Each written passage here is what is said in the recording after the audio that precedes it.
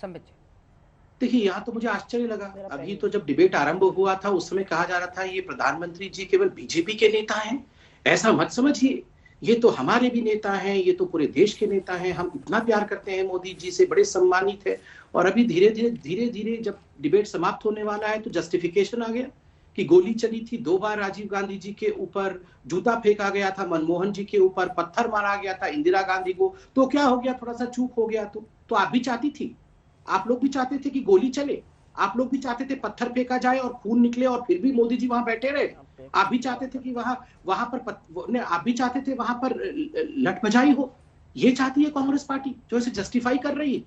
अगर कांग्रेस पार्टी उस समय सुरक्षा को लेकर सही प्रकार से काम करती तो आप अपने और हमारे देश के प्रधानमंत्रियों को खोते नहीं। आपसे तब भी चूक हुई थी, उस समय भी आपने हमारे देश के प्रधानमंत्री की रक्षा नहीं किया। और बिल्कुल मैं सही कह रहा हूं, बार बार आप जो यहाँ पंजाबियत और सिक्खी को लेके आ रहे हैं कि ये 3 करोड़ पंजाबियों का अपमान है, बिल्कुल नहीं है। इंदिरा गांधी जी को बेअदबी के कारण जिन लोगों ने मारा, उसके कारण सिक्खी का कोई अपमान नहीं है, उसके कारण पंजाबियों का कोई अपमान नहीं है। हर पंजाबी को बुरा लगा होगा जब इंदिरा गांधी जी ने टैंकर चढ़ाया, दनादन करके हरमिंदर साहिब को गोलों से छीन दिया था, पूरी तरह से गोलों से छीन दिया था, विश्व का सबसे बड़ा बेअदबी था। फिर भी सभी पंजाबी को बुरा लगा होगा, मगर इंदिरा गांधी जी की हत्या में पूरा पंजाब शामिल हो, ऐसा कभी हो नहीं सकता है। और इंदिरा गांधी जी की अनफॉर्चुनेट असैसिनेशन को कोई भी जस्टिफाई नहीं कर सकता है। इसलिए ये जो जस्टिफिकेशन दिया जा रहा है कि जो प्रधानमंत्री जी के साथ हुआ वो जस्टिफाइबल है। सवाल है वो ये है कि अपने ही नागरिकों से जान का कैसे खतरा, ये कह रही है कांग्रेस पार्टी। मैं समझ नहीं पा रहा हूं, मतलब अभी तो मैं इंदिरा गांधी जी के बारे में इतनी देर से बता रहा हूं। तो इंदिरा गांधी, मैं पंजाब के बारे में बात नहीं, मैंने कहा ना, जिन 2 लोगों ने इंदिरा गांधी जी के शरीर को छलनी कर दिया, दुख के साथ कह रहा हूं, वो कोई अमेरिका से नहीं आ गए थे। और वो पंजाबियत और सिक्खी मैं उनसे जोड़ना भी नहीं चाहता हूं।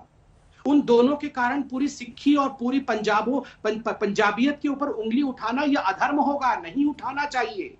वही तो कांग्रेस कोशिश कर रही है कि नरेंद्र मोदी जी की सुरक्षा में जो चूक हुआ उसमें कहीं ना कहीं पंजाबियत लेके आनी है, उसमें कहीं ना कहीं सिक्खी लेके आनी है, क्योंकि इनको राजनीतिक रोटी सेकनी है। मैं तो इतनी बड़ी बात कह रहा हूं, यहां तो सुरक्षा में चूक हुई, इंदिरा गांधी जी को छलनी किया गया था, मगर फिर भी उसमें सिक्खी और पंजाबियत इन्वॉल्व नहीं है। फॉर गॉड सेक ये मत कहिए कि इंदिरा गांधी जी को सिक्खी या पंजाबियों ने मारा है, ये गलत स्टेटमेंट होगा। पंजाबियों ने नहीं मारा है, पंजाब का कोई वास्ता नहीं है उसके साथ।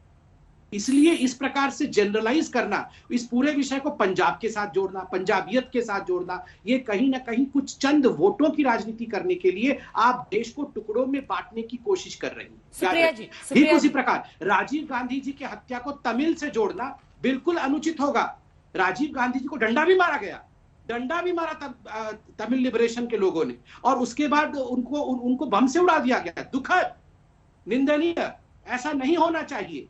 मगर इसके कारण हम तमिलनाडु या तमिल लोगों के ऊपर उंगली उठाए और कहें कि तमिलियत को बदनाम किया जा रहा है, अनुचित।